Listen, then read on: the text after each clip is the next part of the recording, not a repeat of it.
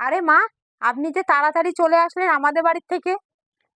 বসে বসে তোমার মা আমার সাথে খারাপ ভাবে কথা বলছে, আমি সেগুলো কি শুনবো?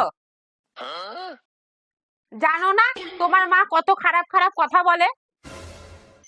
আমার কি কোনো মান সম্মান নেই নাকি? মা, আপনি তো জানেন যে আমার মায়ের ব্যবহার কেমন, তাও তো আপনি একটু থাকতে পারতেন মা। আমি বসে বসে কি ওদের খারাপ কথাগুলো শুনবো?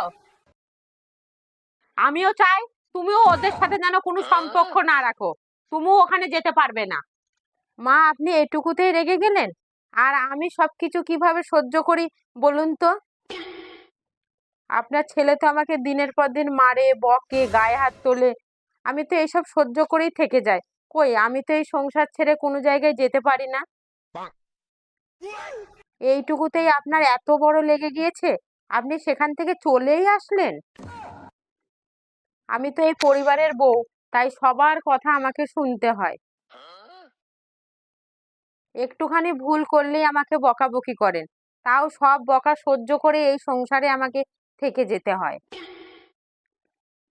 তাও আপনারা একটু সহ্য করতে পারেন না?